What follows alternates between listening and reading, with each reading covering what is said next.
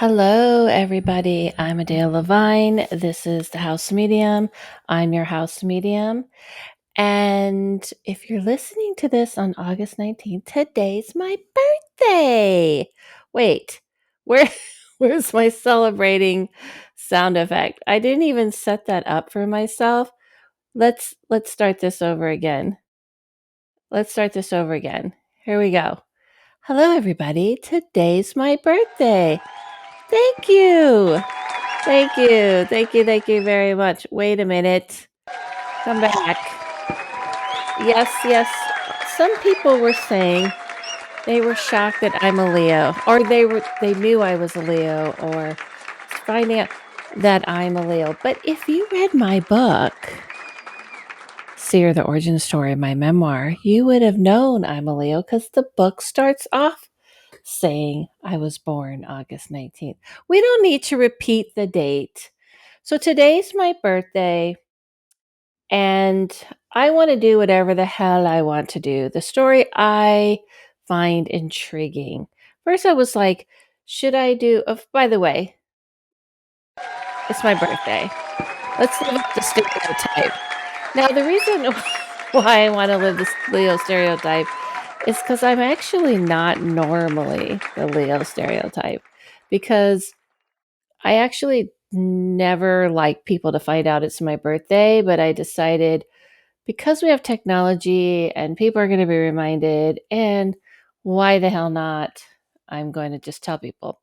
I am doing readings. If you're listening to this on Tuesday, I am reading today, Tuesday, the 19th. I didn't take it off. I didn't schedule myself off. I didn't feel like it. Give it, maybe it's because I'm trying to forget. You ever felt like that? Okay. If you're, I am. We don't need to say what year this is. Let's just say I'm old enough to remember a lot of things. Yeah, see? Thought I was going to say, but too bad. Okay, so here's the thing. I wanted to do the story on the Arizona lights, or they call it the Phoenix lights. It's very fascinating to me. I want to do an alien story. I want the aliens to kind of know that I have their back and to know it's my birthday. If they would like to, do any visiting, talking, I hear them and feel them in a telepathic way. But if we want to up the ante for my birthday, right then, oops. Um, if we want to up the ante for my birthday, um, the like right then it kind of like glitched. Ooh, I got a little glitch. That's why I redid it, and I am gonna take that as a sign to my friends, to my ET friends. Anyway, so if we we want to up the ante for my birthday, feel free, do it. I have learned that most of them give the message to me. It's about health, um, about they want to teach us about health. They want to teach us about longevity, how to prolong our life. That we don't do our medical care is kind of shit, and we are way behind. So here I am, ready for you to reverse my aging. Just saying. Just saying. On my birthday. Yes, thank you. Reverse aging. I'm here for it. Can do it with filters, can do it in real life. Okay. So we're going to do the Phoenix lights. This is what I want to get into. And I'm not really going to get into a lot of details, but before that, I would like you to kind of visit with me in the Medium Brew Cafe for a quick minute. Um, because I wanted to let everyone know, if you really want to give me a birthday gift, if you live in the LA area, my book, I have two books that are in the last bookstore. If you're in this area or California, you know these wonderful bookstore. They're beautiful. And when I first saw that they have one here in North Hollywood in the Valley, I was like, I really want my book to be here. And then I found it, how I'm supposed to do it, all the proper channels I'm supposed to go. And now I'm here, and two of them are in there, and they'll see if it sells if they decide they want more. So if you're in North Hollywood, please go pick up my book. Yes, I'm already applauding you. Thank you so much. That means you're already going to do it. Go. Thank you. Thank you. This isn't easy. I'm self-published. I did this all myself. I am working on not having it be this way, but that's going to take time. In the meantime, I have to push this out myself. Thank you very much. So go to the Last Bookstore in North Hollywood on Lankershim, on Riverside, sorry, and go get those two books. Please. Thank you. Okay. If you really want to support my work, if you want to support my work in other ways, join my Patreon, get a reading, and all of that. But if you're not in the LA area, go to Amazon.com. And also, you can leave reviews. This is how you support my work. You don't have to get a reading to support my work. Get a reading because you need one. But my book is important. Okay, so let's get to our story. I didn't know one of my cats is in here. Oh, she tricked me. She's in here. All right, let's go out and let's get to our story. This is going to be a little bit short-ish because it's my birthday, everyone, and I want to chill. I want to chill tonight and then, kind of soak up the day. And shout out to my husband, whose birthday was 3 days ago. So, yes, double Leos, baby. And, honestly, I don't really care about those things. I don't really care that much, about. Let me get my music. Is this the music I have? I love astrology, but I don't really feel like you're beholden to it. Not to mention, you got to know the full chart, or you got to know the rising and all of that. So can't just judge a book. Get what I did there? Did you get it? Did you get it? By its sign. You also have to know the moon sign and rising sign and everything. Okay, I've been up since 4:30, so it may seem like I'm, partaked in some, liquid gold. I have not. This is purely I've had a long day. I had a long day, and I'm also really happy about my book being in that store, and just, those little wins are great. Okay, let's get to the Arizona lights. Arizona Phoenix lights, I should say. Okay. So first I want to kind of go over the story, and then I want you to hear the skeptic and the believer version. What I mean by that is the two sides. This is what I like to do on this podcast. I like to give you both sides. I don't know, this music's a little weird, but oops. I guess it's appropriate for that, right? Okay. The Phoenix Lights. So on March 13th in 1997, and I didn't realize this was very recent. To me, it's not, listen, I know it's not recent in reality, but I'm saying it's not like 1960s or something. The skies over Arizona lit up. Thousands of people watched as a massive V-shaped formation of lights drifted silently overhead. Some said it was huge. It blocked out the stars. So this was a giant, giant ship. You gotta have to realize that the reason why this is such a famous story is because how large this ship was, and no one had seen anything like this before. Later that night, a second wave of glowing orbs appeared over Phoenix, hanging in the sky before vanishing one by one. It became one of the biggest mass UFO sightings in history, and decades later, no one can agree on what really happened. Now, I saw a documentary. Did you see the documentary? I think it was a recent documentary about like different sightings, and they're releasing stuff. The government's releasing information. The one where all the kids saw. Did you hear that story where all the kids saw on the school grounds these aliens that like walked up to them? And then the Phoenix Lights. I think they had different stories in this documentary.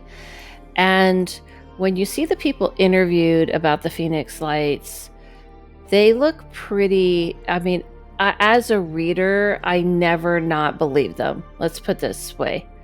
Now, see, there's a difference between people who believe, like, you believe them because they really believe what they're saying, or you believe them because you really believe they saw something, and which hence that you believe they believe what they're saying. But then you kind of see people who look so disturbed and so rattled that you believe this was something more than just a misunderstanding. And that is what I felt for them. When you see people interviewed about this, it's not only that, but there's stories like their cameras wouldn't work, they couldn't get them to work, and this is very in line. And I have boxes that I check when it comes to paranormal activity, and one of the boxes is if that things won't get recorded, or they can't record it, or the batteries die, or some reason they just don't get a good picture. And I know that those types of beings, well as spirits, can disrupt and not allow themselves to be recorded. I feel like this ship, the thing about it is that it was such a large ship, and because I haven't had a lot of experience with ships, and more of my experience has been interdimensional, I have a sneaky feeling, this is just my gut, that this wasn't 100% alien. However, the ship was so large, it doesn't feel right that it's man-made either. So let's take a look at some of the things that were said. So there's the skeptics and there's the believer view. The Phoenix Lights, but I also want to give a little facts. The Phoenix Lights remained one of the largest mass UFO sightings in history. Even today, the first wave, that silent mile, it's a mile-wide craft, which is why I don't feel this is man-made. I just don't get that sense. Has no solid explanations. So the fact that it was so big, so many people saw it, it's just, I don't know, it gives a lot of merit to it. Ooh, and I just got like chills. And I feel like, I just get like these weird feelings. I believe it. Let's just put it that way. If we were listening to the Bigfoot Collectors Club and they had a believe it or bullshit it, and this was in it, I'd be like, yeah, I believe it. And I believe a lot of people, when they see these sightings, are making stuff up. So they're talking about, like, all of a sudden everyone is together and on this.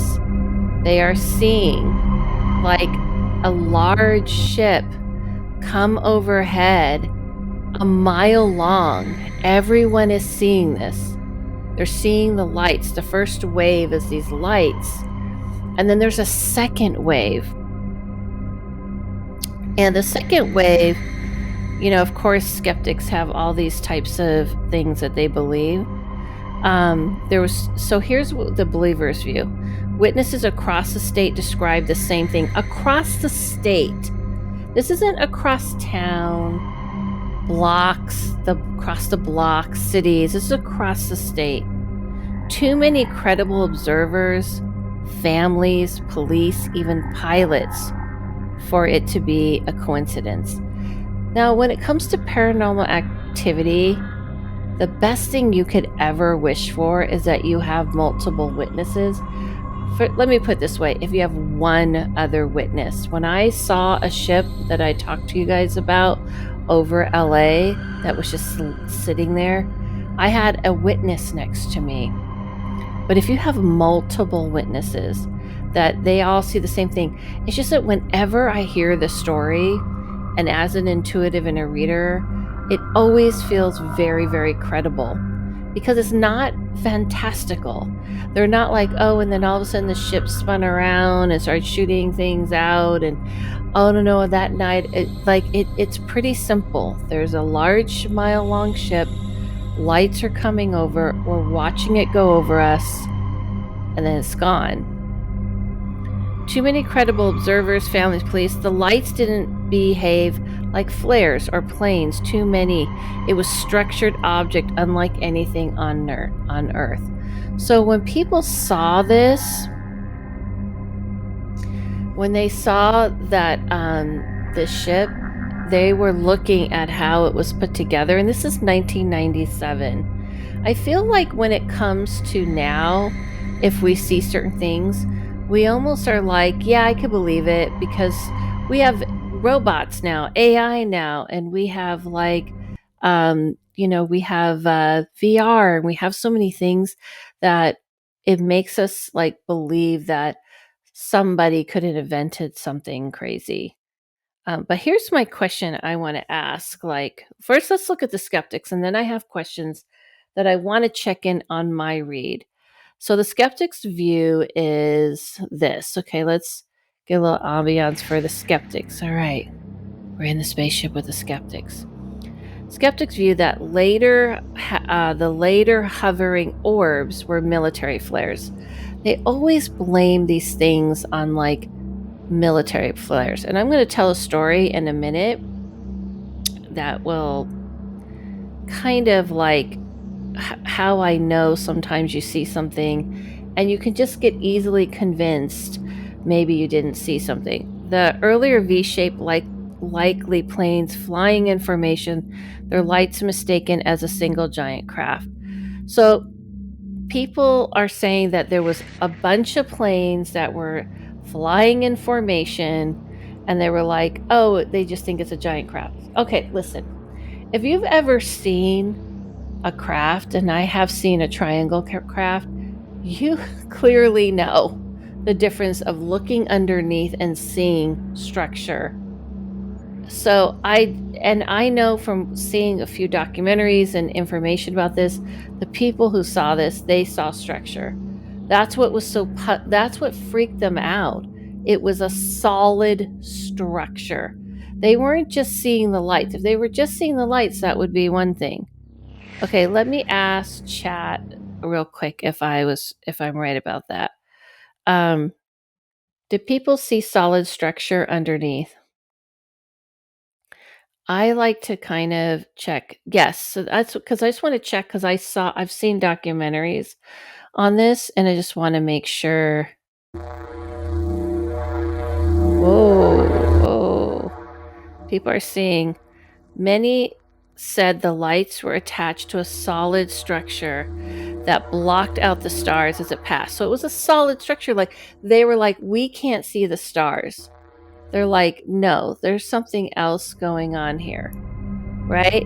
Some compared it to a giant floating triangle. I've seen this, or a boomerang. Like a boomerang. Interesting. Okay. Estimating it to be 1 to 2 miles wide. That is long. A pilot named Tim Lay and his family, for example, reported seeing a distinct black mass connecting the lights, not just separating glow. Others, however, only reported the lights themselves and weren't sure if there was a craft underneath. So that's where there's different reports. So the reports split. Some swore they saw massive solid craft, while others thought it was just lights moving in information. Okay, here's what I want to say. The one thing I know about these types of things is that they tend to operate almost like in a light bulb. Sorry. Hold on. Orb, like a light bulb.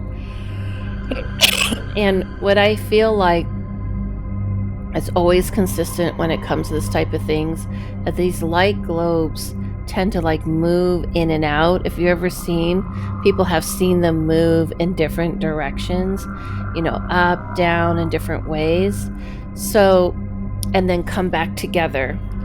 And so it's almost like this is just my feeling, like this is the base of where these, orbs are in. They're like almost like attached, and then they unattach and go do their thing. And I feel like they wanted to be seen. I just always believe the people. I just do. Intuitively, I have seen these people interviewed, and they don't feel like they're stretching the truth.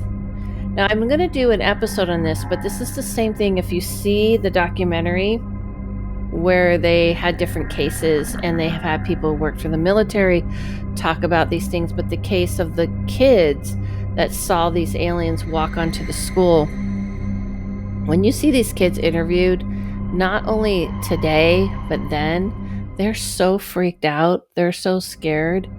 You just fully believe them. Like, they're so scared. They look so freaked out. I fully believe them. Like, they don't look like kids who are like, hey, let's just like make this up and have some fun with this. There's a way when they're talking, they are very reverent. They're very like matter of fact. There's nothing added. It's not fantastical. They don't look like they're prompt. And one of the main things that stood out about that story, I'm just bringing it up because it was in this documentary you should go see, and I'm going to look up the name. This is how I know things. This is what I was trying to prove, is that how I can read people. But there was a woman, she was a teacher at the school. She didn't believe the kids at first, she said. And then it's like all these years later, she kind of changed her tune and said, oh yeah, I saw them and they brought me onto a ship. I don't believe her. Not at all. So whenever you're listening to people recounting stories, if they are in shock and they're saying it like they don't understand and they're trying to figure it out, this is, to me, real.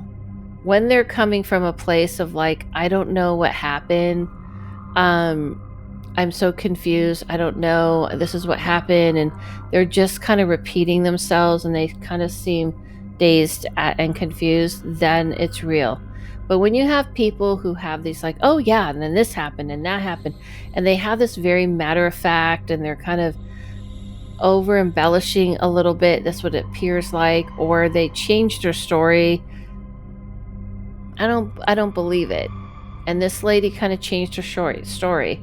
And the people I've seen in the Phoenix Lights, they all seem till this day rattled. When you have these type of paranormal experiences you're just not used to, you are very rattled.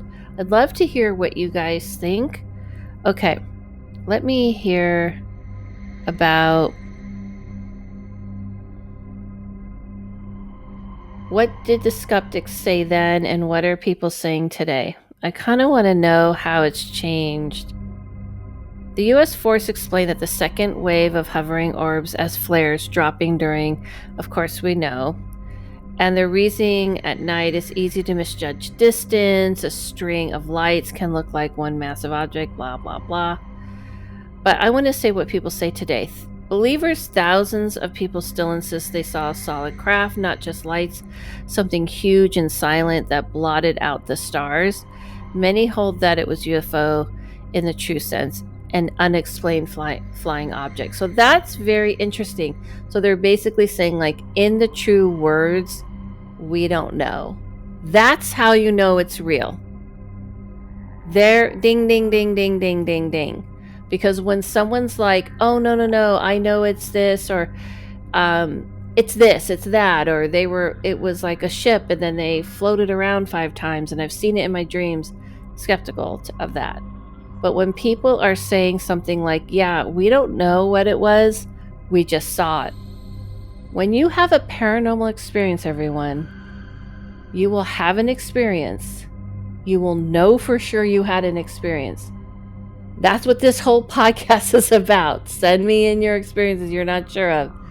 But you know what you felt happened to you, and if something about it was weird, off that you can't explain. And that's how I've always felt about people who see the Phoenix lights.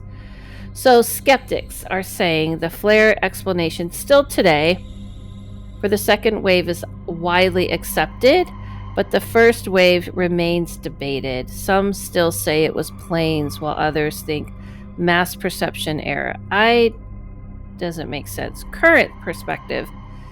With the US military now admitting to investigating UFOs and UAPs, which I never can get used to saying, the Phoenix Lights have resurfaced in documentaries and news as one of the most credible, see, mass sightings ever. Even the former governor, Fife Symington, admitted later he saw it and believed it was otherworldly. You see what I'm saying? This always happens. He hung people out to dry when they were trying to say it, and then he's like, oh, he didn't want to be embarrassed. So there you go. I definitely feel, let me ask, because it mentioned the podcast, not the podcast, the documentary. What's the recent documentary that covered the Phoenix Lights and other things? It just came out where the military is admitting things are real. What's the name of that documentary? I think it was on Netflix. Hold on. Oh, it's The Age of Disclosure, 2025. Where is it at though? I don't know where you can see it. Why is it relevant? That doesn't just focus on the Phoenix lights. It's the UFO disclosure, the Department of Defense, former government insiders and explorers alleged um, evidence of extraterrestrial activity and contribute strongly. See, I forgot where I saw it though. Where is it? Where can you see it? Netflix? Because I think it was Netflix, right? I don't know. I could be wrong. Um, is it on Netflix? No. It's on Prime or Hulu. And I think they also covered other ones. Did they cover the ones with the school children? If that's the one, you're probably thinking of the aerial school encounter in Zimbabwe in 1994, which is only 3 years before. Interesting. But I'm pretty sure they covered that one too. There was a document that came out that covered all these different types of things and the disclosure. Which one is that? I just want you guys to see that. But I definitely believe the Zimbabwe one. It's pretty amazing. But it's the 2020. This was during COVID. 2020, the phenomenon. That's it. Go watch the phenomenon. They cover the Ariel School and the Phoenix Lights. Now, I think I'm going to do a deeper dive in the Ariel School because there's a lot more information. There's a lot more testimony because they interviewed and they document it. Like they show the interviewing the children afterwards. And so I would love to do a deep dive on that one because there's way more information on that one. The Phoenix Lights is awesome, but it is kind of one of those that it's like he said, she said type of thing because people weren't backed up at the time. And I think the mayor even came out in this costume and was joking about it and embarrassed everybody who was speaking out. You have to realize the hardest part about these types of things that people are embarrassed, their lives get ruined, at least in those times. Now people are like, oh, you saw an alien, another day, another dollar, whatever. But in that time, people were totally ostracized and made fun of, and people just shut the hell up. They stopped talking about it. And this guy did not help by doing a stupid little stunt. I'm pretty sure that's what he did. So the Ariel School and the Phoenix Lights is in there, and why is significant, featuring interviews with figures as former Senator Harry Reid, John Podesta, and other intelligent officials. And the film frames the phenomena as credible, worthy of public scientific consideration, It presents a serious case. Okay. Boom. I'm doing it. I'm doing it. I'm doing an episode on that. I'm doing an episode on that. Okay. And when it came to the Phoenix Lights, the mayor made fun of them, right? Just wanted to make sure that I'm right. Yeah, exactly. So the governor, not the mayor. The governor of Arizona held a press conference and then his staff brought someone on stage dressed in an alien costume, handcuffed. And then later he was like, "Oh, by the way, I saw them too." I believe him. That's different than the school teacher from um the school one. What is the correct name? The ones with the kids, because she I didn't believe her. I just didn't have a vibe. I didn't believe her because I feel like she kind of quickly changed. She changed her story when the world was okay. The Ariel School. The Ariel School is fascinating. Um, she was very staunch when you saw her the first time. And yes, she could have been embarrassed, but she gets elaborate, like, oh, they took me to their ship. And I think she even says they took her to the planet. And I'm like, girl, too late. Okay. Too damn late. Like, you should have been backing up those kids when they needed you. Because these kids were traumatized. Like, they said their lives were ruined. They were ruined because they were interviewed on TV right away. All of them had the same story. No one faltered. And then still no one believed them. So when you see them interviewed, and I'm going to do an episode on it, they are so traumatized as adults still. They're still, you can see it. And I know this is wrong, but I think you should all take note. If you have anything paranormal that happens to you, you will feel like this. You will feel embarrassed to talk about it. You will feel traumatized. You will feel like, what the hell just happened? But I know something real happened. And if that's the case, you're right into me at theHouseMedium@gmail. Because I'm telling you, that's real paranormal activity. You don't feel confident about it most of the time. And the Phoenix Lights, I feel, in conclusion, they were purposely testing, because that's how I felt when I saw the triangle. Oh, I was going to tell you the story. So one of the things that happened, and I was going to ask Chat about it, because all these years later, maybe Chat will know what if there's anybody else who had record of this.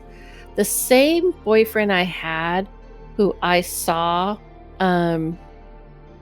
we saw the black triangle over, in LA, over the street on Ventura Boulevard. I saw that with him. So I had a witness. He's the same person I saw. All of a sudden we saw these lights going in and out. They were like orbs, and they were doing these erratic, in and then coming together and separating and then moving, and they were going super, super fast. And we were like, what the hell is that? Now, it was in Orange County, what we saw, close to Disneyland. And at that time, Disneyland was just starting to have their, light show. I think they were doing a new light show. So when we looked it up, when the internet was shitty, by the way, this is I think this was early 2000s. They said it was Disneyland. And I just keep getting these weird feelings around me. Sorry, I'm getting distracted because I'm getting these weird vibes. I'm hey, I don't want these vibes. Only positive ones. Get the hell out. That's what we looked up, and other people I think did report it, and they said, oh, it's Disneyland. But we were we saw no beam. You know how when you see light shows, you see the beam? Not to mention, they weren't different colors, and they were moving really fast, and Disneyland would have been open, I think, when we saw them. Believe. And I can't be sure about that. But let me see if anybody else, if there's any documentary of that. Let's ask Chat, shall we? I'm not having you have to listen to her because I don't know if you guys like that or not. I once saw lights appearing in these spheres, moving in and out, early 2000 near Disneyland. And it definitely looked like UFO, but later they said it was Disneyland practicing their light show. Did anybody report seeing this? Can you look it up? It's kind of vague though. It's chat's going to be like, early 2000s. It turns out, yes, there have been mysterious reports of mysterious ring lights hovering over Disneyland. People caught them on camera, and the internet has been buzzing with discussion. On June 3rd, 2025, guests excited. Oh, this is 2025. This would have been early 2000s. Come on, girl, Fran. Like, she's like, I said early 2000s. Does she not listen to me? Let's see. It's totally reasonable that your memory from the early 2000s could align with these later reports. Oh, Disney's nighttime shows have long included dramatic flame effects, which can create those iconic smoke rings. Oh, there was no smoke rings. There was no smoke rings. Let's see what it says.